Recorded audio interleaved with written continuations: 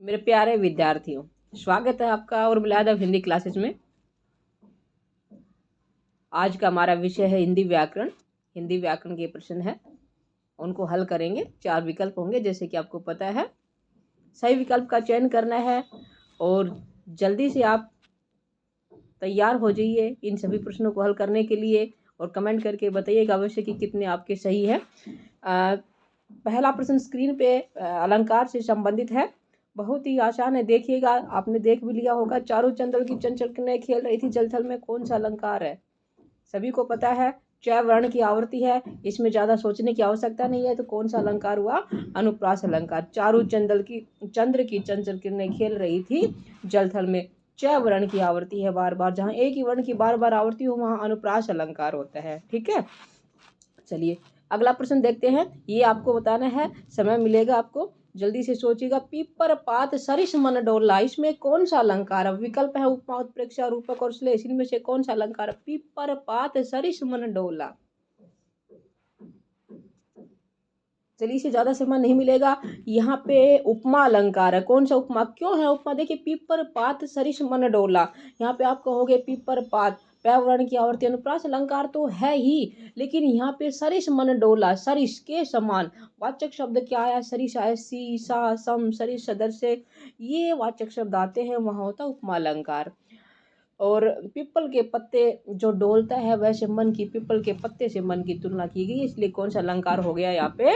उपमा अलंकार। यहाँ पे प्रणोपमा है, सरिस वाचक शब्द है, पीपर पात उपमान है, मन उपमेय है, डोला साधारण धर्म है। ठीक है, तो यहाँ पे कौन सा अलंकार हुआ? उपमा। चलिए अगला देखते हैं। 1 और 1 11, इस मुहावरे का अर्थ क्या है? 1 और 1 11 मुहावरे का अर्थ क्या है? एकता में शक्ति होना, एक से अधिक होना, दोहरा लाभ या अधिक संख्या होना। 1 और 1 11 होना। क्या करोगे आप? सोचिएगा, जल्दी से बताइएगा कौन सा आपका विकल्प सही है। और अब तक इन 3 में से आपके कितने सही है? 2 है, 1 है या फिर तीनों हैं, ये भी कमेंट करके बताइएगा। साथ ही वीडियो को लाइक करें, शेयर करें, चैनल पर नए तो सब्सक्राइब अवश्य करें ताकि मेरा उत्साहवर्धन हो, मुझे मोटिवेशन मिले और आपको नोटिफिकेशन मिले। एकता में शक्ति होना, क्या होगा इसका? एकता में शक्ति होना। 1 और 11 होना, एकता में शक्ति होना। अगला है, दशानन शब्द में कौन सा समास है? दशानन द्विगु, बहुब्रीहि, कर्मधारय या फिर तत्पुरुष। दशानन विग्रह में आपको बता दूं, 10 है आनंद जिसके, और यहाँ पे कौन सा पद प्रधान हो गया? तीसरा, यानी कि अन्य पद प्रधान है। 10 है आनंद जिसके अर्थात रावण। कौन सा समास हुआ? बहुब्रीहि। कौन सा हुआ? बहुब्रीहि समास। अगला है, निम्न में से कपड़ा का पर्यायवाची शब्द नहीं है। ध्यान दीजिएगा, नहीं है बताना। क्या कपड़ा का पर्यायवाची नहीं है, ये बताना है। बदन, वसन, पट, वस्त्र। कौन सा नहीं है? एक नहीं है, बाकी 3 कपड़े जो कपड़ा है उसका पर्यायवाची है। कौन सा नहीं है वो बताना है, ज्यादा समय नहीं गंवाएंगे। और क्या होगा इसका? बदन। बदन होता है शरीर, गात, काया, देह, और वदन होता है मुख, वसन होता है कपड़ा, पट भी कपड़ा होता है, वस्त्र भी कपड़ा होता है। ठीक है, इसमें क्या हो जाएंगे? वसन, पट और वस्त्र ये कपड़े के पर्यायवाची है। बदन किसका होता है? शरीर का पर्यायवाची। ठीक है, चलिए आगे बढ़ते हैं। और चौथा प्रश्न स्क्रीन पे है, निम्न में से चंद्रमा का पर्यायवाची नहीं है। कौन सा नहीं है ये बताना है। शशि, मयंक, सोम, अंशुमाली। कौन सा नहीं है ये बताना है। कौन सा विकल्प होगा आपका? मयंक या फिर सोम या शशि। तीनों ही करोगे तो गलत हो जाएगा। क्या हो जाएगा? गलत हो जाएगा। शशि, मयंक, सोम चंद्रमा के पर्यायवाची हैं और अंशुमाली ये सूर्य का पर्यायवाची है। ठीक है, अंशुमाली सूर्य होता है। चलिए अगला देखते हैं। कमजोर शब्द में किस भाषा का उपसर्ग शब्द है? कमजोर शब्द में किस भाषा का उपसर्ग शब्द है? संस्कृत, अंग्रेजी, उर्दू, हिंदी। कमजोर जो शब्द है इसमें उपसर्ग कम है और जोर क्या है? मूल शब्द है। ठीक है, कमजोर। इसमें कौन सा शब्द उपसर्ग है, कौन सी भाषा का, ये बताना, भाषा का बताना, मैं उपसर्ग नहीं देखना। तो यहाँ पे होगा उर्दू। ठीक है, क्या हो जाएगा, उर्दू, बिल्कुल सही है। अगला है, निर्णय में कौन सा उपसर्ग है, नी है या निर है या नी है या फिर लघु ई है। निर्णय, इसमें उपसर्ग है निर। कौन सा है, निर। अगला प्रश्न है, नदीश्वरी, जाह्नवी, ध्रुव नंदा किस नदी के पर्यायवाची शब्द है। नदीश्वरी, जाह्नवी और ध्रुव नंदा किस नदी के पर्यायवाची, यमुना के, सरस्वती के, गंगा के या गोदावरी के। देखिए नदीश्वरी ये तो गंगा का है, जाह्नवी भी गंगा का है, ध्रुव नंदा किसका हो सकता है, ये भी किसका है, गंगा का है। उत्तर क्या हो जाएगा इसका, सही विकल्प कौन सा होगा, तीसरा, गंगा। तीनों ही गंगा नदी के पर्यायवाची। नदीश्वरी भी हमने सुना था, जाह्नवी भी सुना था, ध्रुव नंदा नहीं सुना था, ये भी किसका है, गंगा का पर्यायवाची है। ठीक है, नोट कर लीजिएगा। विरोध का विलोम शब्द क्या है, विरोध का विलोम, विलोम यानी कि विपरीत शब्द, उल्टा। बचाव है, समर्थन है या सामना है या फिर अलगाव है। विरोध, यदि आप बचाव करते हैं तो आपका बिल्कुल गलत हो जाएगा। क्या होगा, समर्थन। विरोध का जो पर्यायवाची है, माफी चाहूंगी, विलोम शब्द है, वो क्या है, समर्थन। विरोध करना, दूसरा समर्थन करना। प्रश्न नंबर 11 है, श, स इनमें से कौन से व्यंजन हैं। अंतस्थ, स्पर्श है या ऊष्म है या फिर उत्क्षिप्त व्यंजन है। कौन से व्यंजन है ये। देखिए अंतस्थ व्यंजन में तो आते हैं य, र, ल, व, अंतस्थ नहीं हो सकता। स्पर्श व्यंजन में आते हैं कैसे, मैं तक, और ये दोनों ही कैसे मैं नहीं आते, ये भी नहीं होगा। उत्क्षिप्त व्यंजन में आते हैं ड और ढ, ये भी नहीं हो सकता। तो कौन सा होगा, ऊष्म होगा। कौन सा होगा, ऊष्म व्यंजन। श, तालव्य श, मूर्धन्य श और दंत श और है, ये क्या है, ऊष्म व्यंजन है। इनकी संख्या कितनी है, 4 है, 4 ऊष्म व्यंजन है। दोनों ही श किसमें है, ऊष्म व्यंजन में आएंगे। ठीक है, सभी व्यंजन के बारे में आपको बता दिया है। अब अगला देखते हैं। अभी तक आपने लाइक नहीं किया है तो लाइक कर दीजिए, जल्दी से शेयर करें, और यदि चैनल पर नए हैं तो सब्सक्राइब अवश्य करें। निम्न में से बेमेल संधि शब्दों को चुनिए। जो बेमेल है, जो सही नहीं है, उनका चुनाव करना है। मूल्यांकन दीर्घ संधि, क्या मूल्यांकन दीर्घ संधि है, सोचना है आपको। भावुक है, क्या ये यण संधि है, ये भी सोचना है। और जगन्नाथ व्यंजन संधि, क्या ये सही है। परमेश्वर गुण संधि, क्या ये सही है, परमेश्वर गुण संधि। ठीक है, अब कौन सा बेमेल है, गलत है, वो देखना है। देखिए मूल्यांकन, मूल्य प्लस में अंकन, क्या बन गया, मूल्यांकन, दीर्घ संधि, बिल्कुल सही है। नीचे से देख लेते हैं हम। भावुक, चलो ऊपर से करते हैं, भावुक ही निकल गया तो भावुक यण संधि, ये नहीं हो सकता, यण संधि नहीं हो सकता। बहु प्लस में अक, क्या बन जाएगा, भावुक, ये अयादि संधि है, यही हमारा विकल्प क्या होगा, सही होगा। जगन्नाथ, जगत प्लस में नाथ, जगन्नाथ व्यंजन संधि बिल्कुल सही है। परम प्लस में ईश्वर, परमेश्वर गुण संधि बिल्कुल सही है। तो कौन सा सही नहीं है, जो दूसरा विकल्प है भावुक, ये यण संधि नहीं है, ये अयादि संधि है। ठीक है, कौन सी है, अयादि संधि। स्वर संधि का 5वां भेद अयादि संधि है, यही बेमेल है। चलिए अगला है, निम्न में से भिन्न युगम को चुनिए। भिन्न युगम चुनना है, ये अब पर्यायवाची से संबंधित है। पृथ्वी, अचला, हिमालय, गिरीश, असुर, पाहुन, फूल, प्रसून। पृथ्वी को क्या अचला कहते हैं, बिल्कुल कहते हैं। हिमालय, गिरीश, हिमालय को गिरीश कहते हैं। गिरी यानी कि पहाड़ों का ईश, पर्वतों का भगवान ईश, बिल्कुल कहते हैं है। फूल को क्या कहते हैं, प्रसून, बिल्कुल कहते हैं। और असुर, असुर को देते कहते हैं, निशाचर कहते हैं, दानव कहते हैं। पाहुन अतिथि को कहते हैं, यही क्या है, गलत है।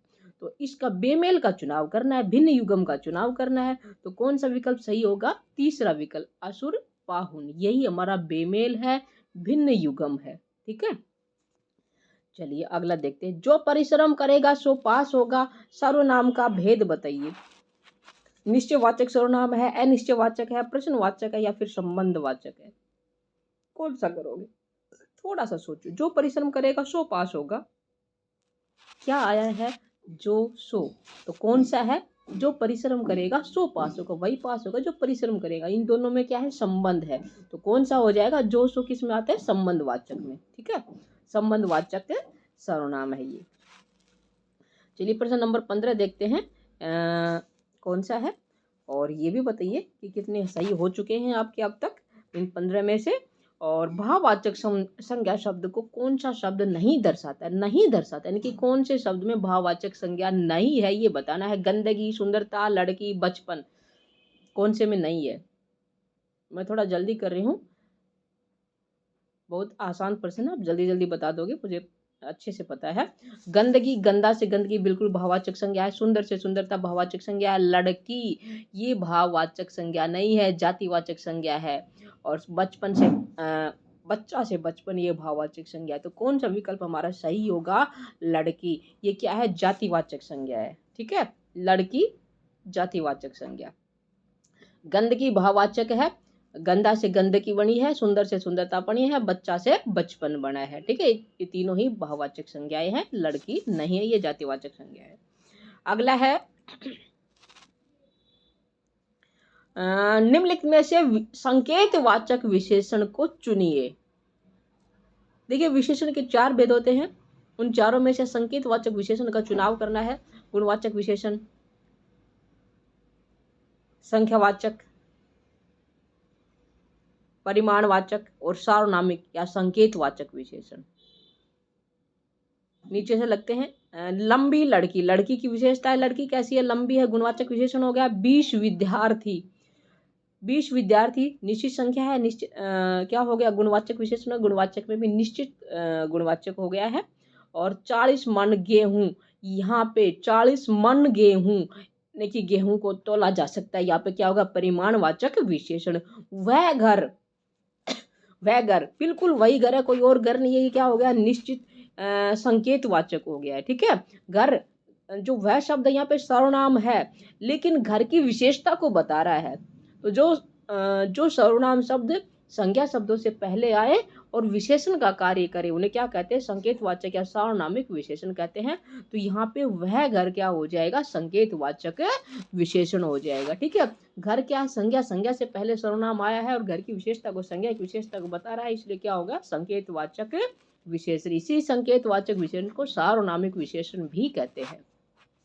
सार्वनामिक क्यों कहते हैं, क्योंकि सर्वनाम से संबंधित है, वह शब्द क्या है, सर्वनाम है। ठीक है, चलिए आगे देखते हैं। प्रश्न नंबर 17, आंखों में धूल झोंकना मुहावरे का क्या अर्थ है, कमजोर करना, भाग जाना, धोखा देना या फिर झूठ बोलना। आंखों में धूल झोंकना, क्या किसी ने आपकी आंखों में धूल झोंकी है, बहुत ऐसे मिलेंगे आपको अब तक की जिंदगी में जिसने आपकी आंखों में धूल झोंकी है, अर्थात आपको धोखा दिया है।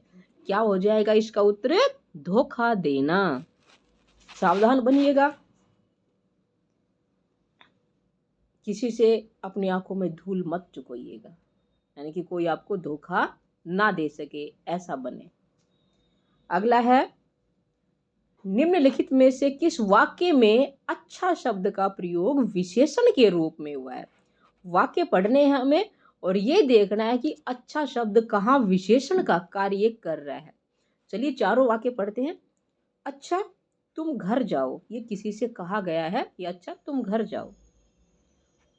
तुमने अच्छा किया जो आ गए, यहाँ पे तुमने अच्छा किया जो आ गए। किया, करना, करना से पहले, क्रिया से पहले आया है तो क्या हो गया, या क्रिया विशेषण हो गया। अच्छा शब्द यहाँ पे क्या किसका काम कर रहा है, क्रिया विशेषण का काम कर रहा है। वह स्थान बहुत अच्छा है, अच्छा वह अभी आ जाए। चारों में से कौन सा सही होगा, जो विशेषण का काम कर रहा है। वह स्थान बहुत अच्छा है। स्थान की विशेषता बताई गई है। स्थान कैसा है? बहुत अच्छा है। तो तीसरा जो विकल्प है, यही विकल्प इसी विकल्प में अच्छा शब्द विशेषण का कार्य कर रहा है। स्थान की विशेषता कैसी? कि बहुत अच्छा है। ठीक है, तो यहाँ पे क्या हो गया? गुणवाचक विशेषण है और स्थान की विशेषता बताई गई है, इसलिए अच्छा शब्द यहाँ पे क्या कर रहा है? विशेषण का कार्य कर रहा है। चलिए अगला देखते हैं। तत्सम शब्द की पहचान कीजिए। इन चारों में से तत्सम शब्द कौन सा है वो बताना है। अंगरक्षक, तेल, बड़, सर, परसों। देखिए परसों शब्द, इसका जो तद्भव शब्द, नहीं तद्भव नहीं, हमें तो पहचानना है, तत्सम शब्द पहचानना है। अंगरक्षक, तेल, बड़, परसों, इन चारों में से जो परसों है ये क्या है? तद्भव है। इसका जो तत्सम शब्द वो होता है परख। क्या होता है? परख। बड़ ये वट है, इसका तत्सम शब्द क्या होगा? वट। तेल का क्या होगा? तेल। ठीक है, तेल। और अंगरक्षक ये तत्सम शब्द है। ये क्या है? तत्सम शब्द है। और इस अंगरक्षक का जो तद्भव होगा वो अंगरखा होगा। अंगरखा। ठीक है, अंगरखा। अंगरक्षक शब्द क्या हुआ? तत्सम शब्द हुआ। चलिए इस कड़ी का जो अंतिम प्रश्न है, प्रश्न नंबर 20, इसको देखते हैं। और यहाँ पे अब की बार उल्टा है। यहाँ तद्भव शब्द की पहचान करनी है, तद्भव शब्द बताना है। 3 जो शब्द हैं वो तत्सम है, 1 तद्भव है, वो कौन सा है वो चुनना है। चंचू, गहरा, कंदूक और कार्य। जल्दी से सोचिएगा। देखिए चंचू ये तत्सम शब्द है, इसका तद्भव होगा चोंच। गहरा ये तद्भव शब्द है, इसका गंभीर होता है। गहरा का तत्सम शब्द क्या होगा? गंभीर। ठीक है। कंदूक ये तत्सम शब्द है, इसका तद्भव क्या होता है? गेंद। और कार्य इसका तद्भव होता है काज। तो यहाँ पे क्या हो जाएगा? कार्य, कंदूक और चंचू ये तत्सम शब्द है। क्या है? तत्सम। ठीक है। और जो गहरा है, ये जो दूसरा विकल्प है गहरा, ये क्या है? तद्भव है, इसका तत्सम शब्द होता है गंभीर। क्या होगा? गंभीर। गहरा का गंभीर। उम्मीद करती हूँ व्याकरण के ये प्रश्न आपको बहुत अच्छे लगे होंगे और आपके 20 के 20 सही होंगे। फिर भी आप कमेंट करके बता दीजिएगा कि आपके कितने सही हुए हैं। और इसी तरह बने रहिएगा, साथ दीजिएगा उर्मिला यादव हिंदी क्लासेस का। अपना सहयोग देने के लिए, अंत तक बने रहने के लिए आपका धन्यवाद। फिर मिलते हैं नए प्रश्नों के साथ। आपका दिन शुभ हो।